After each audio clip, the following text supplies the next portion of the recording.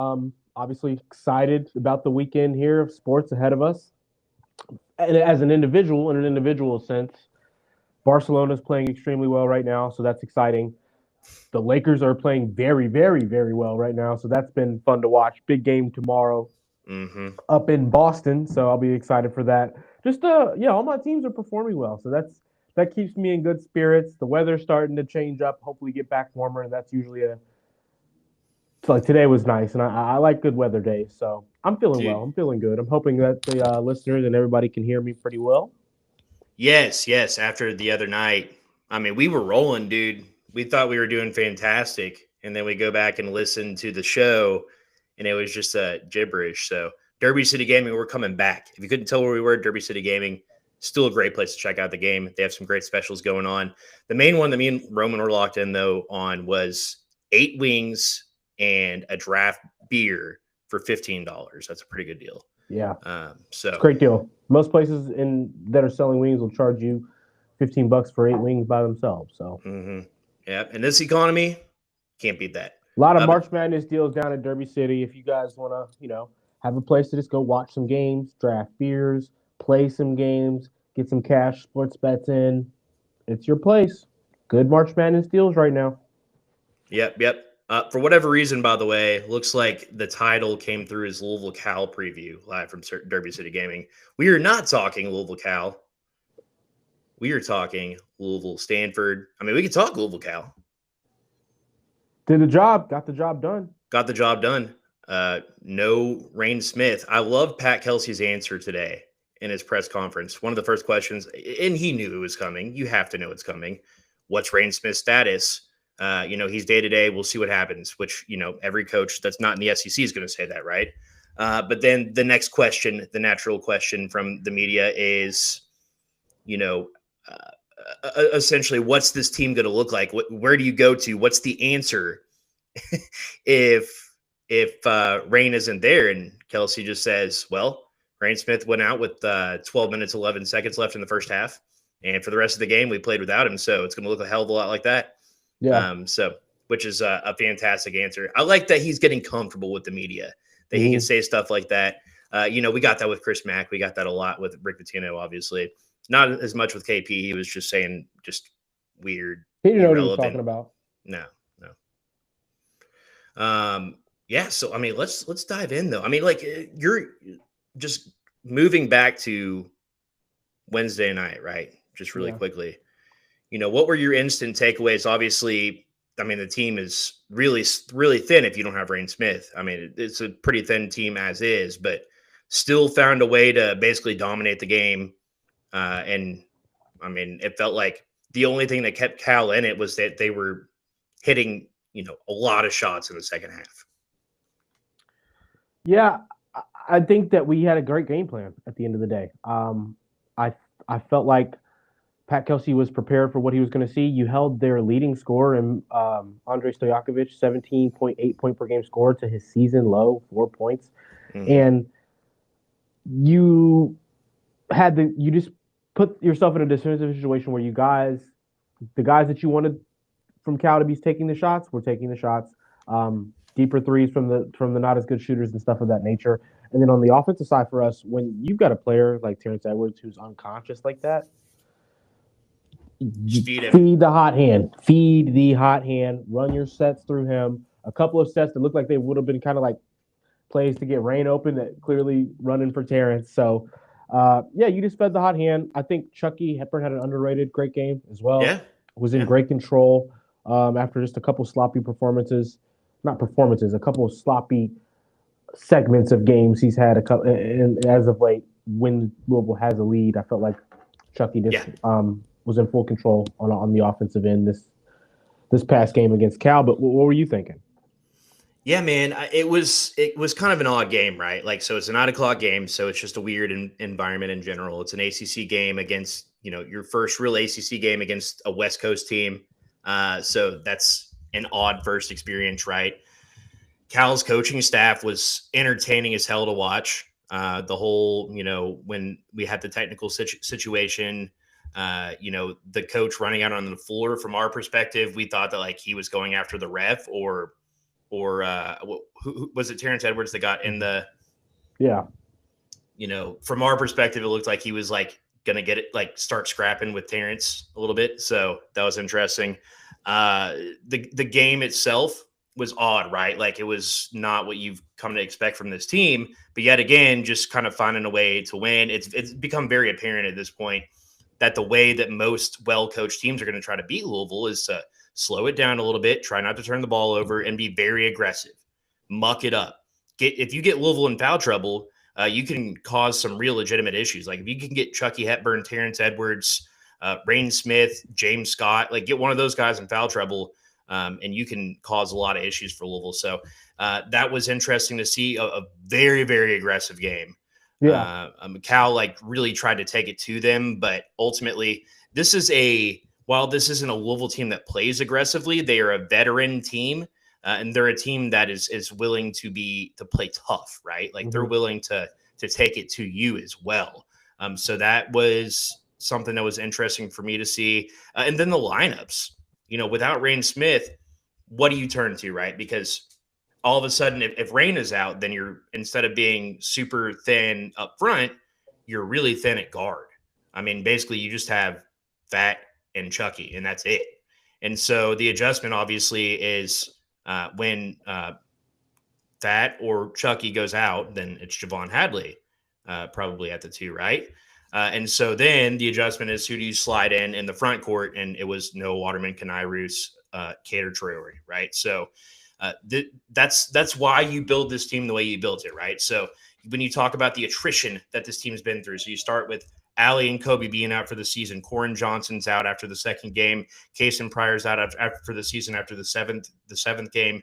That's 4 of your 13 scholarship players right there out for the season. Then you have Cater out for 2 months. Then you have Chucky that gets hurt and he's out. You have Rain now injured. You had James Scott injured and playing injured. Like it's just been the season of attrition. And Louisville has just fought through this over and over and over and over again. And it's such a testament to the mentality of this team, of the coaching staff, everybody involved with this program. You cannot give them enough kudos, enough props. And I think, as much as we talk about it, it still kind of feels like an underrated storyline that they're doing this, that you were going to come in second place, most likely in the ACC, get a 2 seed in the ACC, only finish the season with 2 losses. Louisville and Duke and Clemson are going to far surpass the most conference wins in a regular season in ACC history. Like all of that's going to happen with Pat Kelsey in his first season, with attrition across the roster. Yeah, it's just you can't say enough about what this team has been through and how they've just continued to battle through it. And this was just another example of that against Cal, right? Like, we don't know what's going to happen with Rain Smith going forward, but I still have this, a sense of confidence in not only what this coaching staff, but what this team and what they've assembled and what they built can do. Not only that, I have confidence in every single person involved being bought into what Pat Kelsey wants. Absolutely. The 25 strong, the power of the unit. Mm-hmm. I believe that. I didn't question it at the beginning of the year. I wondered how strong it would actually be of a presence. And at this point, I have no questions about that. I'm no wondering at all about that. And it's apparent everybody a part of the roster, coaches, coaching staff, walk-ons, the guys who play a little bit lesser, everyone's bought into what's trying to happen here, especially being rooted on the defensive end. So that's what's going to be the determining factor, like you said in the presser today, how far we can go, just how many guys we can get to defend at a high level. And one thing I saw last night, just to kind of bounce around, circle back. Oh yeah, we're good. Was and not last night, 2 nights ago. 2 nights ago, when Rain was not on the floor, which was 70% of the rest of the game mm-hmm. after he went out. The way one thing I will worry about tomorrow, because of what I saw last night, was the way that we're going to get defended off the ball with our bigs now. Not necessarily our bigs, but the Noah Watermans, Abubakar Traore. There's only 2 guys you have to stay glued to now versus 3. When Rain's out there and you can't really sag off Terrence, Chucky, or Rain, right, that kind of changes things because at least one of them is always moving off the ball. Now when you've got so much time of Terrence Edwards and Chucky Hepburn are going to be spending out on the perimeter, and those two guys being the only two you get to sag, you stay glued to off the ball. Sure. You're going to sag off everybody else. Mm-hmm. And I just worry about how we'll be able to create offense in the interior, how much we're going to settle for jump shots because that's what we're going to receive, and our best jump shooter not being out there. Hopefully, he's it's a true day-to-day thing, and he will kind of be able to give it a go tomorrow. But it's also Stanford. This is the team you should be able to beat without Rain Smith. Arguably, I hate to even say that, but right. If he's not 100%, he's too important to risk making that 70% range be back down to below 50% range because you went out there and let him try it against Stanford and he rolled it again or something. Excuse me, but yeah, I just think that what I saw of James Scott's man, Abubakar Traore's man, Kenai Ruth's man, when Terrence or Chucky drove to the basket, they were able to collapse. That's why the lob would be there for 1 to 2 seconds and the lob would be gone after that. We weren't able to find the lob and the good timing for it. Yeah. I just think that his gravitational pull as a shooter you have to stay glued to at all times could potentially make things tougher for our ball handlers going forward. But we'll just have to see. Yeah, I mean, the one thing, again, it's underrated what Rain Smith's presence means specifically because he knows this system so well. He's the guy that, like, Rain has absolutely been kind of a glue guy for this team that when he came in, James Scott to an extent, right? Probably even Kobe Rogers, right? Like, these guys help the rest of the team assimilate and learn Kelsey and the staff's system, learn what their expectations are. And Rain Smith has done that, but he also, like I said, he knows the system, he knows the expectations, he knows the game as a whole, like the back of his hand. And I think that that's noticeable when he's not on the floor for extended minutes because he's a guy that he knows where everybody else is supposed to be, number one. Number two, he does not turn the ball over ever. Number three, he's an underrated presence on defense because, again, he knows where he's supposed to be, especially when it matters the most. And he makes a lot of great plays. Like, he has solid hands. He has quick feet. I don't want to oversell him as an athlete or an overall contributor, but I think it's understated. He's just seen as this guy that is just a 3-point shooting machine. And I just think that he's so much more than that. And that's what makes him such a great shooter, right? Like, he's that good because he has it in his bag to do a lot of different things to get open as well. Full understanding of this offense, full understanding of where he's supposed to be, who's supposed to be screening for him, when they're supposed to be screening for him. He kind of will direct his screener sometimes. He'll tell James, he'll be off the ball calling for a screen. That's just not something you see from a lot of people, kind of directing traffic off the ball on offense. And I think that, like you just said, it's having somebody out there on the offensive end you don't have to worry about at all. And that's not saying like now you're adding it's more minutes of people you do have to worry about. It's more minutes of people who aren't the same shooter, don't get the same attention from the defense, and don't have the same understanding of just how to move off the ball in this Pat Kelsey system. Granted, Rain Smith is our most important off-ball mover, but still, it's just that's minutes that he's not out there. That you have to have somebody who isn't the same level of an attention grabber from the defense. Yeah. You were absolutely right. And look, I mean, going into this final, I mean, we're here, dude. Like, this is the time of year that this is what you dream of. Yeah. The entire season. We're back to this time of year and it being an important and exciting thing. Yeah. I mean, and in a sense, it hurts to say, right, that it's been this long. Like, it was pre-COVID since the last time we had this sense of belonging that is March, right? Like, we've been left out of this. There were 2 times, I think we don't talk about this a lot either. There were 2 times where we thought that Louisville had a really, really good chance of getting in, and they were the first team left out on Selection Sunday. Yeah. Right? Like, that Louisville's firmly in, right? Like, they can lose to Stanford and then go in the first round of the ACC tournament and lose to, what is it, North Carolina, Clemson. I'm trying to think of who they played. Maybe the Stanford team, right? Like, regardless, they could go into the NCAA tournament or the ACC tournament and lose, right? But you haven't even been in that position in so long. And, I think it's understated what that 2019-20 team meant for sure. But the reality is it's been 6 good, solid, long, heartbreaking, painful years, including the last 2 that were so unspeakably bad that I think most of us have erased most of it from our memories forever. Right? It's been almost traumatizing as a sports fan. You want to, it's been a hard couple weeks for me at work. What I want to do when I get off work, Roman, is do something that I enjoy. Take my brain away from the hard parts of life and just enjoy something for 2 hours. Yeah. I want to enjoy the camaraderie. I want to hang out with my guys. I want to watch the game. I want to, enjoy the spirit. Be excited about figuring out if my predictions are going to be right. Yeah. I want to enjoy the spirit of March. I want to play some parlays. I want to have fun. This is what we, we don't have any entitlement here, right? But this is what we work for. This is the fun times. This is what we've been waiting for so long.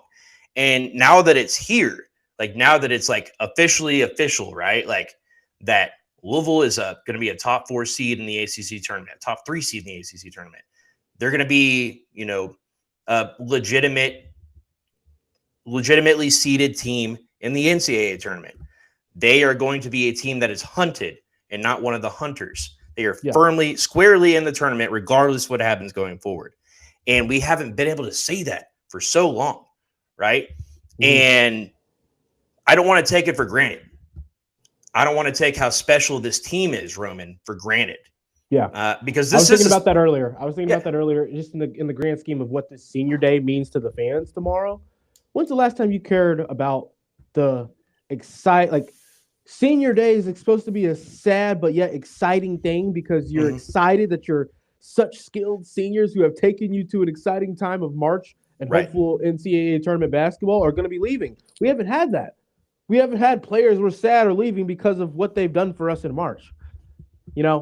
And we're back to that. We're back to not being able or having to force our brains to not think about next year because of the sadness of not having a Javon Hadley and a Chucky Hepburn or a Terrence Edwards or a Rain Smith. Right. Not the sadness, but the fear of how good this is and the unknown and uncertainty of which next year will be because of how many seniors we currently have. Mm-hmm. That's a good problem to have. Absolutely. That's an exciting thing. And it's going to be sad tomorrow after the game when we recognize them and what they've done for us and how they've been our revivers as fans. They've done that for us. Right. We're back to being that kind of a team again. With this kind of small little thing like senior day, something you don't really think about until the week comes, is a sad thing because of how exciting this next month of basketball could potentially be for us. Yeah, and look, I'm the kind of guy that, we spend so much time thinking and talking about and pondering over and for me writing about and talking about these Louisville teams, right? And I'm the kind of guy last year, when I realized that the season was over, as much as the team freaking sucked and I just wanted a fresh start, I was sad to have the feeling that Brandon Huntley Hatfield was probably going to be gone. The feeling that Sky Clark was going to be gone. It freaking sucked, but we sat there alongside of them. I'd say a huge portion of this fan base, most of the people listening right now, sat there alongside of them and suffered with them. Yeah, it's not. I didn't mean to downplay the players who were here for sure because I love Sky Clark. I enjoyed how the effort I saw LL is putting in that beginning of that first half of that season. Right. It still wasn't the same as what this. It doesn't matter. It doesn't compare to it. The way we were able to feel about that is not even in the same tier as this. Right. And that was kind of what I was, leading up to a little bit was, I will always be sad to see guys go. But even though it was only 1 year for they're honoring 5, 6, 7 guys, right? Even though it was 1 year, for instance, for Kader Traore, he only played half the season. And he's going to be a guy that's sorely missed. A guy that we very much enjoyed watching. Terrence Edwards, the growth that you've seen this season. Chucky Hepburn obviously speaks for itself. Rain Smith speaks for itself, right? Terrence Edwards was saying things about this team before we even had reason to think it as fans. Right. This team's going to change things. This team's here to win. This team's here to play in March. This team has championship aspirations. He was saying all that stuff before the Bahamas. So yeah. They that knew he's gotten to make it real and make it true. Gosh, Press. They knew this was special, man. They knew this was special. And when Pat Kelsey talks about this team, he talks often about his past teams, both at Winthrop and College of Charleston. But there's definitely something different here, right? There's something different. Maybe not the athleticism or the overall talent among the team. Those should have improved as he steps up to Louisville, right? But the team camaraderie, the leadership, the way that this team plays together. The story after the Cal game, right, of Pat Kelsey talking about that Terrence had 29 points. The situation happens where there's a foul called or a technical foul called, and he always sends if it's not Rain, then the next up is going to be Chucky. He's going to send Chucky to the line, and Chucky said, "No, I'm not shooting those. Let that get 30." Like, that's 2 games in a row. Chucky passed up a chance to get 40 points by passing it off for a dunk for another player, right? Yeah. He said Javon was having a bad game. Like, he wasn't having a game like he was playing like himself. Let him get his. Let him have that moment. I want to share in this moment with my teammates.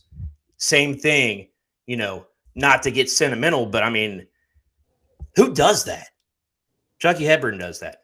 That's a leader right there. And you have a team full of epitome. That's the epitome of power of the unit. Right. That's it. That's it right there. I mean, and look, it's a player-led team, right? Like, we have seen just the camaraderie among the team. The coaches meet themselves. They have their own powwow, and the team meets by themselves. It's player-led. They're talking each other through what they're seeing on the court. And that's invaluable. Like, that is like what LeBron does with his teammates, right? Like, that is what true, real, genuine leaders do. That's what great players do, is they make everybody else around them better. And collectively, everybody on this, they're outside of Noah Waterman, there's not a single player on this team that's having the same or worse year than they have for the rest of their career coming in. I'd argue Noah Waterman is defending and rebounding at a higher level than he has before. Yeah, let's talk about Noah real fast. I mean, like, I know we're kind of all over the place, and we'll get to Stanford here in a second, but Noah, I mean, he just played his best game of the season. I don't care about point. I don't even want to look at the stat sheet, right? Like, that was the best game he played all season. He locked down, the opposing team's best players, plural, right? Like, he was a menace defensively. He was a beast on the boards. He was shooting confidently. He was doing the things that we've been asking him to do. And I think that the injury to Rain and Noah being forced to play a bigger role was huge for him. Like, that's the confidence boost that he needed. We've been talking about that for weeks, right, Roman? Like, that he could be the X factor on this team. He could absolutely be needed. And when you lose Case and Pryor, when you lose the kind of the player that the opposing team loves to hate, right? Like, Case and Pryor would have been that guy. Like, we go in the first round, we're playing, I'm trying to think, like, Mississippi State in the first round. Case and Pryor is a team that Mississippi State fans would talk about for 10 years because they hate him that much. And Noah Waterman now needs to step into that role a little bit, right? Like, he's got a little bit of that in him. He tried to right at the beginning of the year when he was, playing a little bit more. Shooting better. It wasn't good, but it was better than what it was before the last 3 or so games when he's actually. I can't even say that. It was all right, and then it got bad pretty quick. But he kind of tried to play that role, and I think a little bit of that role is he's trying to be high energy on the glass. He's trying to be high energy on his interior defense. We know he knows he can't swing his feet, move his feet on the perimeter, but he's trying to do whatever he can to make up for his lack of shooting and being the thing that he came in here to do. He hasn't been doing well, so he's tried to make up for it in every other facet. That's all you can ask for. An experienced player like him. I would like to see the confidence even raised more because we saw the EKU game. We saw the Mm-hmm. Florida State game. We know you can put 15 points up on the board. I know your Mm-hmm. career high is 24 points last year at Mm-hmm. BYU. Yeah, He has the ability to be that X factor for us, even with rain. yeah, it's So absolutely possible. And look, if he becomes a guy that needs to be respected as a 3-point shooter, that is a game changer, right? I mean, and you never know what's going to happen with rain. Like, things could not heal up like we're expecting, and uh, it's you never know. You never know. Somebody else could get hurt. That some unforeseen situation could happen. Somebody could get in foul trouble, and you just got to run with like 6 guys, right? Like you just don't know what's going to happen, Roman. And so I've said it since Kaysen went out, and especially since Noah has kind of come back and the thumb brace starts coming, or, the thumb tape starts coming off, and you just want to see him start to return to form. You want to see him become the player that he's absolutely capable of being, because we've seen glimpses of it, and I think the closest to what we think he could be, probably since the Indiana game, was this week against Cal.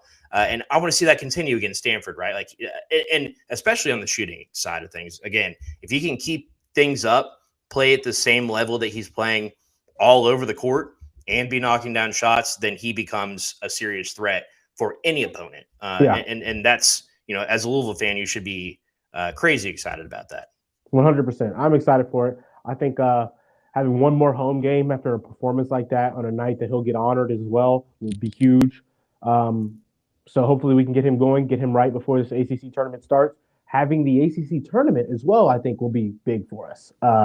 For him to have some, they're games where it's loser, win or go home, but they're not season-ending games. So there's in a way, I hate to act like it's not a priority to win the ACC tournament. It is a priority to go get right in this ACC tournament. Anything we need to get better, anything we need to fix, any little kinks we need to work out, that needs to happen now. Anybody whose confidence is kind of wavering, we've got Stanford and the ACC tournament to get it right. So I want Noah to be that guy who's builds on this last game and takes that momentum and can have another big game tomorrow afternoon. Yeah, I think that the Stanford game marks the start of, it's the first last, right? Mm-hmm. Like from now on, and Rain Smith said this, or I guess it was Chucky Hepburn said this after the game on Wednesday night, that from now on, all that's guaranteed is 3 games. That's it, right? So with this team, with how special they are, this is the first step in that journey, right? Yeah. And all that is guaranteed in this journey is that Louisville is playing Stanford on Saturday. They're going to play on day 3 of the ACC tournament, and they're going to play on day 1 or 2 of the NCAA tournament, and that's it. That could be all we have left, Roman. I'm not saying that that's going to happen. I don't think that will happen, but you never know, right? You never know. And you have to go into the postseason with that attitude, and that everything else at this point is just, just soak it in, right? Like that it's just the cherry on top, because it feels like, this season has just flown by, dude. Like, and as there's been less and less, pushback from the opposition, right? Like you beat Cal 85-68, you beat Pitt by 11, you beat Virginia Tech by 5, but that was kind of a stinker. Beat Florida State by 8. Like just you basically won in this stretch, fit by 10 plus. What was it that I came up with the other day? They won by 10 plus like 14 times. Mm-hmm. So it's just like we're getting into the stretch now where all of a sudden it could just end like that. And I think just as fans, we just need to soak that in, enjoy every moment of it, because, hopefully this is in our lifetimes the last first, right? Like this is the last time that we have to experience this sort of feelings of why it's been this long since our team has been in a normal spot based on our expectation. Hopefully this is the last revival. Yes. Yes. At least for a long time. Right. At least for a very long time. I know college basketball and sports and the environment and landscape of how college basketball and college sports are going to go is going to continue to waver in the next 10 to 20 years. But No more revivals, please, because as amazing as this is what it should be. This should the feelings we're feeling right now about this team. Granted, I don't think the ACC should be this bad every year going forward. Hopefully, we can get some, where outside of the top 2 or 3 in the ACC, you're not safe at all. I don't want to be in that kind of situation with the ACC going forward. But we've got to get back to that. You kind of know we're an NCAA tournament team before the last, not needing the ACC tournament to get into the tournament. Yes. Yeah. I'm just trying to just pause for a second, right? Like I'm trying to let tonight be that, just enjoy what we have right now. I know it sounds corny and stupid, but we spend so much of our lives talking about this. And then, this is how it works with the modern landscape of sports in general, right? Like, first or second week of April, somebody's going to cut down the nets. And that's going to be, on a Monday night, Tuesday morning, there's going to be articles flying out about the way too early top 25 for next season. It's going to be over just like that. Nobody's going to give a shit who won the national championship. So let's live in this moment right now, because we don't know when we're going to get something like this back, right? And it's, it sounds corny, but we need to appreciate that sentiment, at least in a sense, before we even dive into Stanford. So, just extending some gratitude, as Pat Kelsey would say. Yes. Let's talk a little Stanford. The Cardinal, the last ACC team that Louisville hasn't played for now. And then we'll see what happens with conference expansion and all the fun stuff, right? But Louisville, Stanford, Saturday. Any thoughts about this Stanford team? I think things kind of start and end with Maxime Reynaud, right? Like I 100%. Think that everything goes through this guy, 7'1". Would you call him? I guess he's a forward. He's not really a big man. He's more of like a big wing, but he's stretch 4, big, oversized 4. Does a little bit of everything, right? So plays their big man role for sure. High volume player, right? Like we're talking, he has over 100. He has exactly 120 more 2-point attempts than the next closest person on the team. Not only that, but he has almost 40 more 3-point attempts than the next closest player on the team, which, right there, that indicates, this is a dude who he has the ball in his hands a lot. He's going to score a lot, and it's Louisville's job to go out and stop him. Mm-hmm. If you were Louisville, which nobody, I want to point out, say nobody's really done. He's number 1 in the nation in double doubles. 22 double doubles out of however many games they've played. That's ridiculous. Mm-hmm. And like last game, they scored 54 points. They had a bad shooting night, and he still had 20 and 10. So he's gonna get his. Yep. And sorry to interrupt you there at the start of your. No, you're fine. The question is going to be, how do you stop that? How do you prevent him from getting on the free throw line? He's a great free throw shooter. Not the best 3-point shooter, but he'll let it fly and he'll knock him down if he's open. Yeah, so, he's shooting almost 34% from 3. That's, not a joke, right? And a guy that can shoot that well, that is 7'1" with a ridiculous wingspan and just frame in general, that's really difficult, especially for a team like Louisville to guard. So it's going to have to be kind of a team effort, like a concerted team effort. I think you've seen a lot of, in the past, you've seen a lot of, Javon Hadley, Terrence Edwards, or Chucky Hepburn facing the opposing team's best player. But in this instance, this is going to be a guy that, it's got to be like James Scott, Noah Waterman, maybe Cater Traore. Like, what does that look like from Louisville's perspective? Like, what's the game plan? Obviously, you're not going to shut him down, but what's the game plan to slow him a little bit? I think you've got to throw multiple bodies at him. You've got to do whatever you can to force jump shots.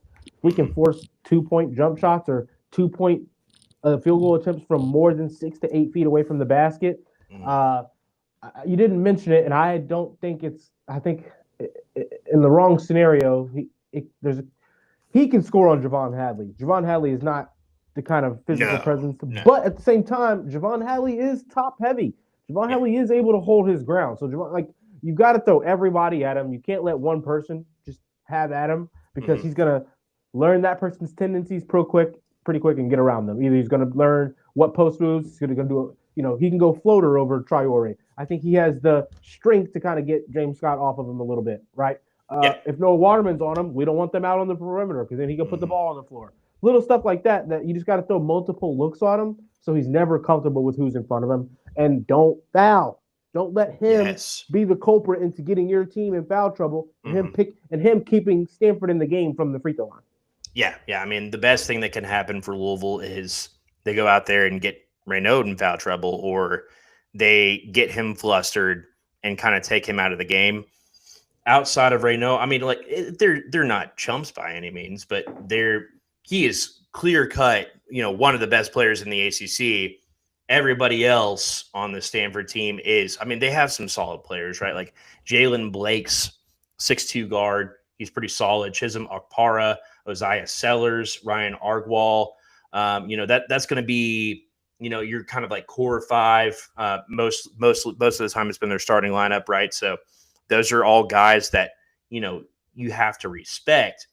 At the same time, though, as a team, they're just okay. They play a very slow it down style offensively, right? So they are 254th in the country in average possession length on offense.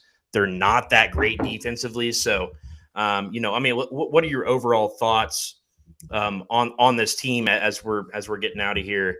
About I mean, how do you beat this team? How do you make it a comfortable win? And what do you want to see from Louisville overall? You beat this team by playing them on your home floor. Is what it. Yes, that's a great point. Great point. 2025, that seems to be the case here. I think they've won one game in 2025. They kind of seem to be, or not one game on the road. One game on the road in 2025. Their shooting is out the window on the road for some reason. I don't know if it's the road trips.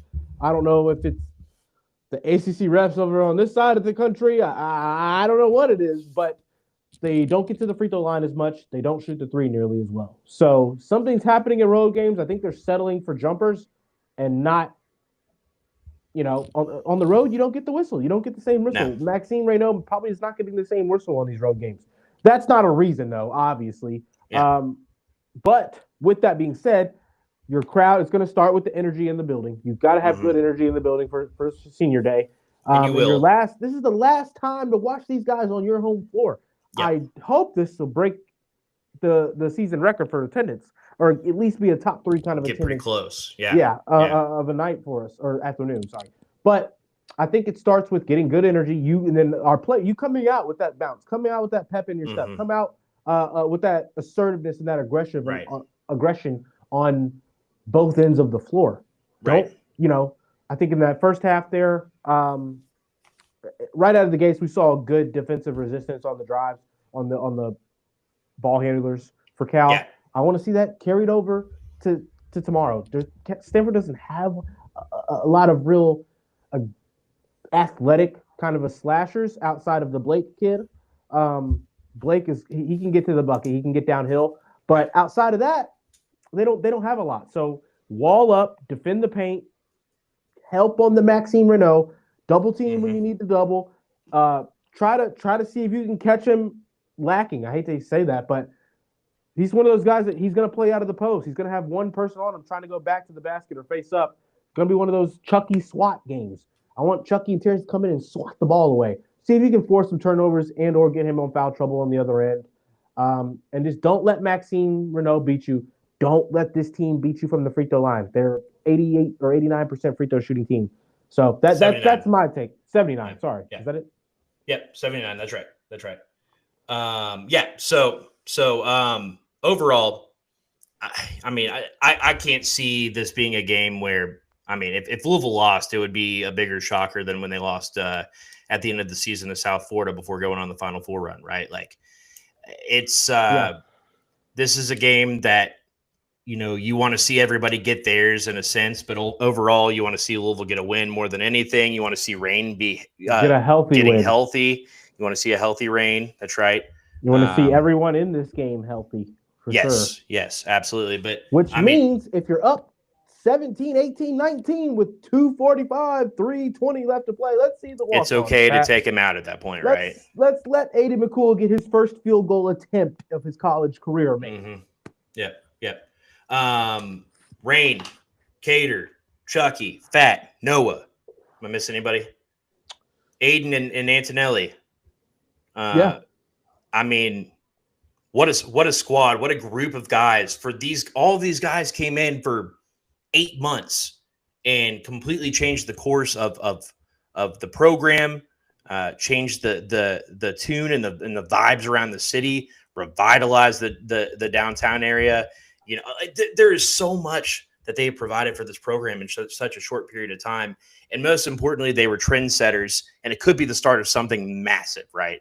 Could be the start of something huge. I think it's already proven to be, Presley. I think this is already something massively happening that we're in right now. Yep. I think, obviously, we want it to get even more. I think there's a huge gap of how great this can be. But for what we expected, what we thought this team could be, what this team proved to be early on, and what it is now, you can't ask for anything more. Yep.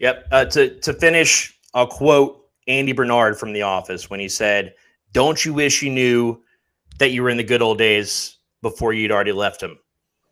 And that is just a perfect quote to resonate with this team. These are the new good old days.